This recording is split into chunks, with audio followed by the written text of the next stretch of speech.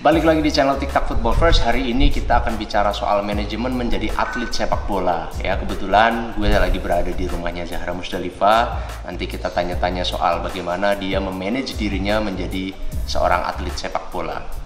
Hai Zahra. Halo. Aduh, udah lama banget ya. Udah lama banget nggak kesini maksudnya karena kemarin ada COVID. Sebenarnya sih biasanya hampir tektokan terus ya. Tektokan terus lewat WhatsApp, lewat telepon. Halo gitu ya. Tangannya dulu dong, ceritain kenapa sih itu? Aduh, ini lagi latihan juga, lagi maintain. Pas lagi latihan ya musibah lah. Oke. Datang ya, kita nggak ada yang tahu lah musibah itu datang kapan kan. Cuman ya emang lagi latihan terus kena. Mungkin terlalu semangat kali ya latihannya ya. Jadi ya sudahlah.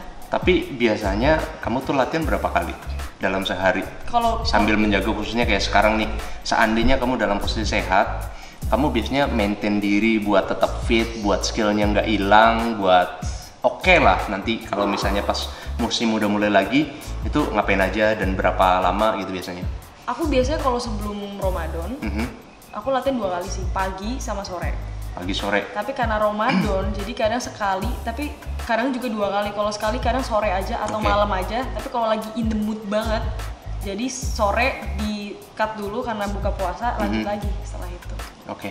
Ini karena saya tahu banget soal Zahra sebenarnya ya. Jadi dia juga nge-gym. Biasanya nge-gym tuh berapa kali seminggu atau gimana biasanya kalau lagi sehat, lagi fit? Aku udah candu nge-gym, candu banget, udah candu. Jadi yang biasanya seminggu cuma kisaran 3 kali, itu bisa 5 kali. Bisa 5 kali nge-gym untuk maintain? Aku udah candu banget sih, karena emang target pengen buat badan gitu loh. Tapi karena ini COVID, emang kelihatan agak menurun karena COVID terus jadi nggak ke gym gitu ya? Terus plus ini juga aku udah nggak bisa, aku akan bebankan di tempat gym aku. Terus juga ke salah satu tempat pilates ya? Kalau di sana biasanya kamu datang seminggu sekali atau berapa kali, terus ngapain aja tuh kalau di sana? Kalau untuk pilates aku kadang seminggu sekali, tapi kalau misalkan free aku seminggu 2 kali. Dan itu di sana tuh aku diajarin kayak gerakan-gerakan yang dimana itu emang untuk ngeaktifin otot kecil, dan itu ngefek banget. Itu ngefek banget, seriusan, nggak bohong. Tapi fokusnya itu atau mungkin ada bagian badan yang salah? Kalau nggak salah kan waktu itu sempet ya strukturnya bilang ada bagian, nah itu yang kadang-kadang kita nggak nyadar kalau nggak ke ahlinya datang gitu. Zahra waktu itu sempat divonis bahwa ada bagian tubuhnya yang kurang bener lah bahasanya gitu, terus dibenerin gitu ya? Yes, dari postur aku bungkuk. Dan itu yang menghambat aku lari kurang cepat. Jadi dia bilang sebenarnya aku lari bisa lebih cepat akan ini, dan aku bisa tumbuh lebih tinggi daripada ini. Tapi karena aku bongkok, itu yang menghambat. Aku juga kurang mengaktifkan otot kecil aku. Sedangkan kalau aku otot kecilnya bisa diaktifkan dan postur aku benar, aku bisa lebih cepat daripada yang sekarang. Ya. Jadi kebayang ya, berarti selain latihan sendiri ada juga private trainernya ya? Yang kadang-kadang saya juga sih. Ada private trainernya, terus ada ke instruktur yang juga memang certified gitu ya, jadi nggak gampang. Kalau bicaranya nutrisi juga diatur gitu, kayak makan? Kalau untuk makan ya diatur, tapi kalau itu sebenarnya jika ada mau kompetisi mendatang sih, jadi kita harus emang maintain makanan juga kayak 2 bulan sebelum bertanding. Cuman kan balik lagi karena emang kondisi lagi seperti ini, jadi ya masih biasa aja sih, karena ngikutin makanan masakan rumah yang dimana masakan Padang. Jadi orang Padang doi. Yes, karena keluarga makannya makanan Padang, jadi mau nggak mau ngikut. Tapi kalau di timnas, dokternya atau nutrisionisnya itu biasanya lebih fokus ke kayak apa sih? Boleh di share nggak di sini, kayak misalnya seminggu sebelum pertandingan kamu lebih makannya karbo atau apa gitu? Kalau untuk makanan di national team itu terjaga banget sih, dari yang emang nggak boleh berminyak, bergoreng-goreng itu nggak boleh karena emang itu nggak baik. Dan sebelum bertanding kita kalau jaraknya masih agak lama, kita emang masih fokus untuk daging dulu. Tapi kalau udah benar-benar mau kompetisi itu kayak banyakin karbo, less protein gitu. Harus emang pelatih aku sempat bilang, kita tuh kayak kendaraan, kalau bensin salah bakal berantakan. Karena bensin tuh harus benar gitu loh. Kayak Pertamax gitu, kamu pasti bawa mobilnya enak juga kan gitu loh. Terus kalau istirahat sendiri, menurut kamu udah cukup buat kamu gitu seorang atlet dengan pola istirahatnya gitu? Karena kita tahu istirahat juga bagian dari latihan sebenarnya. Bagian program dari latihan adalah salah satunya mencukupkan istirahat. Bagaimana dengan kamu? Alhamdulillah sih selama ini istirahat aku fine-fine aja, karena aku kayak ini pribadi ya kan, beda-beda, setiap orang beda-beda, dan aku emang harus tidur tuh paling pas banget tuh 8 jam, paling kurang tuh 7 jam itu pasnya. Kalau kurang dari situ atau lebih dari situ aku lemes. Jadi untuk tidur aku seperti itulah, 7 jam sampai 8 jam. Tapi atlet itu kan bukan cuma dari bodinya, dari kesehatannya, dari skillnya, tapi efek samping menjadi atlet salah satunya kayak sekarang itu termasuk boleh dibilang menjadi selebgram gitu ya. Hanya saja memang ada sih, kalau menurut saya ya, sekali lagi ini penilaian subjektif gitu, ada yang masuk ke dunia sepak bola yang sebenarnya skillnya biasa-biasa saja gitu, tapi akhirnya karena dia sudah masuk ke salah satu klub jadi followersnya banyak dan lain-lain gitu. Nah kamu di tahap, kalau menurut saya sekali lagi ini objektif nih ngomong soal Zahra, dia skillnya ada, terus bisa jadi selebgram itu juga baik gitu. Bagaimana kamu maintain itu sebagai dari sisi atlet ya tentunya? Sebenarnya tujuan aku main bola itu bukan incer famous atau apa. Kalau disuruh pilih nih, kalau misalkan aku disuruh untuk mengulang lagi, aku ingin mengulang lagi dari awal, di mana aku nggak mau jadi siapa-siapa, tapi aku tetap jadi pemain sepak bola, tapi aku lebih baik nggak dikenal. Seriusan, seperti itu. Malah jujur aku mau cerita sedikit. Aku sempat waktu itu debat sama mama, aku mau hapus Instagram. Udah sampai sempat stresnya itu ya? Aku mau hapus Instagram, terus mama mau ngomel. Orang mau terkenal, kamu enggak gitu. Seriusan, sampai seperti itu. Dan akhirnya aku lebih pilih, ya sudah, aku nggak hapus akun aku, tapi aku lebih jarang main di first account. Melainkan aku punya second account yang dimana aku lebih selektif milih teman. Tuh, itu salah satunya, karena bagaimanapun menjadi famous kadang-kadang juga bisa menjadi pengganggu. Itu maksudnya yang mau disampaikan Zahra, kalau boleh saya ambil garis merahnya lah gitu ya. Tapi kamu sudah terlanjur masuk ke level itu sekarang gitu, terlanjur masuk menjadi famous, menjadi selebgram dan lain-lain, yang artinya juga ada, alhamdulillah gitu kan, rezeki yang lain dari situ, baik itu di endorse atau menjadi bintang iklan seperti beberapa yang udah kita lihat gitu. Apakah itu menjadi challenge atau menjadi apa buat Zahra? Nah itu sebenarnya membuat aku tidak menjadi hapus Instagram. Kita hidup, kita butuh money. Nggak usah ngomong-ngomong atau apalah kepanjangan, tapi kita butuh itu. Apalagi sorry itu saya motong dulu. Di sepak bola kadang-kadang money-nya nggak terlalu bagus. Itu benar banget. Jadi itu sangat menopang ya. Banget, itu di-highlightin banget lah, bener-bener. Banyak yang bilang endorse terus, tapi ini. Aku kadang nggak peduli. Aku orangnya aku orang nggak peduli banget. Nggak peduli orang ngomong apa, yang penting ini hidup aku dan aku butuh akan itu. Jadi mau nggak mau, ini bukan hidup kalian nggak tahu hidup aku di belakang kayak apa. Yang kalian tahu cuma aku endorse, that's all. Tapi sebenarnya di balik itu tuh ada maksudnya. I have to gitu loh. Dan ini saya juga bisa bantu jawab karena saya juga yang bantuin gitu ya. Jadi Zahra itu juga sangat selektif untuk memilih klien-klien yang akan mengendorse gitu. Jadi tidak semuanya diterima, apalagi yang itu saya konotasinya lebih ke arah negatif gitu. Walaupun mereka bisa bayar mahal, tapi tidak gitu ya. Terbukti, bolehlah dicek apa-apa yang sudah menjadi kliennya Zahra, itu semuanya reputasinya baik gitu. Kita meningkat sedikit. Kemarin kan sempat ada angin segar bahwa Zahra mau ke Rosengard, ke Lyn FC atau ke klub-klub di Eropa sana gitu. Bagaimana ini menjadi tantangan buat seorang Zahra Musdalifah? Tantangannya berat banget sih. Semuanya batal karena wabah yang terjadi di mendunia inilah. Unfortunately banget. Tapi mau gimana? Balik lagi, aku orang itu tipikalnya God's plan. Ini mungkin rencana Tuhan, dan rencana Tuhan itu pasti lebih baik lagi. Mungkin tahun 2021 kita nggak ada yang tahu. Cuman untuk tahun ini mungkin aku disuruh istirahat dulu. Dan itu berlaku buat semua, buat saya juga. Bener banget, untuk semuanya. Jadi aku merasa, Tuhan tuh adil, jadi udah. Nggak cuma aku doang yang mimpinya tertunda, tapi kayak semua orang juga iya. Tapi klik seandainya kita bisa bikin wish kita sendiri, dan kamu sekarang sudah di salah satu klub di Eropa gitu.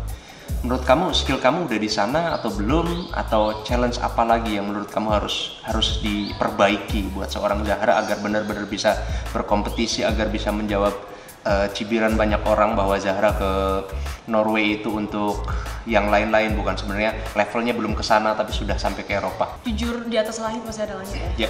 Dan kalau menurut aku sendiri, untuk skill aku di sana, aku ngomongin skill, aku nggak kalah. Aku nggak kalah. Cuman dari sisi lain, otak, postur dan lain-lain kebanting. Mereka otaknya insane. Dan aku merasa waktu itu sempet trial kesana aja 2 minggu, aku udah berasa perkembangan aku udah gila, baru 2 minggu. aku udah merasa banyak banget ilmu yang aku dapat dan berubah akan itu. Oke. Seandainya ini benar-benar terjadi, anggaplah sekarang kamu sudah di Norway atau di Swedia atau di Eropa sana, amin gitu ya. Ketika kembali ke Indonesia, apakah kamu juga akan menularkan virus positif ini ke teman-teman kamu Pasti yang ada banget. di timnas atau di tim kamu? Pasti banget. Aku waktu selesai dari trial di luar aja tuh aku banyak banget ilmu yang aku dapat dan itu langsung aku kasih tahu ke teman-teman aku semua. Oke. Karena mereka juga ada yang nanya sih, ya kan mereka tahu aku habis dari luar, mereka juga ingin tahu, kepingin tahu, mereka tuh juga tinggi karena mereka butuh ilmu balik lagi, dan yang mendapatkan kesempatan untuk try di luar tuh aku, mereka nggak dapat, jadi mereka untuk menanyakan ilmu kepada aku, jadi aku sempat sharing juga, dan didapatkan juga oleh mereka dan kadang dipraktekkan juga, jadi itu yang aku yang seneng. Gitu. Oke, ya. Nah itu bagian dari memaintain ya, bahwasanya akhirnya ada mata-mata yang melihat Zahra punya potensi itu karena dia memaintain dirinya di level yang baik dan positif ya. Oke, kemudian yang lain misalnya kembali lagi sekarang lupakan dulu soal corona, seandainya sekarang sedang berjalan musimnya dan lagi-lagi ada tawaran dari klub Indonesia dengan harga yang lebih tinggi, sementara kamu ditawar ke Eropa dengan harga yang mungkin terlalu tinggi, pilihan kamu akan jatuh ke Eropa lah, Eropa. Tapi balik lagi, aku ditawarkannya emang benar-benar mereka tertarik sama aku, bukan karena ada lain-lain, tapi karena emang dia tertarik dengan skill yang aku punya dan emang dia benar-benar mau aku, karena aku cocok bagi mereka. Aku pasti pilih Eropa. Targetnya, kira-kira kalau misalnya katakanlah tahun depan itu benar-benar corona ini bisa selesai dan kamu memang benar-benar dikasih lampu hijau ke sana, target yang akan kamu capai di saat ini apa? Misalnya kayak membesarkan bagian otot-otot tertentu atau meningkatkan skill atau apa? Target yang menurut aku masih kurang karena tujuan aku di sana. Kan kebiasaan kalau main di Indonesia kan main sendiri. Karena ya mau gimana gitu loh ya, nggak usah dijelaskan lah ya. Tapi kalau untuk keluar sana aku pasti fokus bakal ke tubuh dulu. Aku bakal build my body banget sih. Terus yang kedua lebih ke otak bakal di-upgrade banget, yang dimana first touch itu important banget, nggak bohong. Terus cara kita nggak shielding gitu loh, kita ngejagain, soalnya benar-benar di sana tuh pressure-nya tinggi banget, yang dimana bola lagi on the way aja, physical contact-nya tinggi, parah tinggi banget. Kalau di sini masih bisa santai, tapi kalau di sana nggak ada waktu untuk santai. Yang lain 5 hal yang dulu disebut gitu, misalnya kayak bahasa sudah cukup pede ya? Aku orangnya alhamdulillah kalau misalkan ditinggalin sendiri itu tiba-tiba udah bisa belajar sendiri aja gitu. Terus kalau makanan pun tidak aku terlalu... juga fleksibel, makanan aku bisa apa aja, malah dikasih sayuran terus tiap hari juga no problem. Waktu kamu ke Eropa sana, Swedia dan Norway itu juga cuacanya lagi masalah salju cuman itu. gitu ya? Masalah cuma cuaca. Masalah cuma cuaca itu ya, jadi masalah. Karena memang penyesuaiannya akan sangat susah. Dari negara yang beriklim tropis tiba-tiba datang ke negara yang ada saljunya pada saat musim salju gitu. Dan itu pertama kali banget aku ngerasain salju, itu pertama kali banget, jadi shock. Dan untungnya aja sih aku nggak sakit, alhamdulillah banget, karena emang sempat udah suntik vitamin dulu sih waktu itu. Kalau culture, kamu melihat culture-nya orang Swedia, orang Norway gitu bisa diadaptasi secara cepat kira-kira? Aku open minded. Thank God aku open minded. Jadi kalau masalah culture, aku banyak banget teman aku dari mana aja pun, dan itu aku santai banget akan itu. Habits? Gimana? Habits juga fine. Khususnya kalau misalnya ya, kenapa kita sebut habits, karena dulu guru saya dari Inggris, Paul Shipwright, bilang salah satu yang menjadi kendala orang-orang Asia, bukan cuma orang Indonesia, adalah habits. Kayak misalnya kita habis minum, buang botol sembarangan, terus habis makan permen dibuang sembarangan, itu mungkin di sini sesuatu yang biasa, atau bahkan mungkin kalau dikembangkan ke skala yang lebih luas gitu ya, contohnya orang naik motor ngelawan arus sekarang udah biasa. Jadi breaking the rules is something not good gitu. Jadi itu yang juga harus ditekanin gitu ya. Terus sebagai penutup nih, wishingnya apa nih? Kalau misalnya melihat sekarang kayak gini ya, kembali lagi sih topik kita kan maintain atlet, kita maintain menjadi atlet bagaimana, terus wishing untuk bisa ke depannya agar lebih baik untuk semuanya ya, termasuk mungkin ada pesan-pesan untuk PSSI yang sekarang seksinya yang putri turun, yang tadinya karena sepak bola putri terus terang kita harus jujur masih sangat dianggap sebelah mata ya, bahkan orang-orang yang mohon maaf sekali lagi berjenis kelamin perempuan pun sudah terlalu sedikit di sepak bola ya. Kemarin Ibu Ratu Tisha baru saja mengundurkan diri, tentu ada hal yang tidak mengenakan yang sorry itu saya nggak bisa share di sini. Go ahead. Your turn to talk. Awal dulu sih dari yang mau aku sampaikan.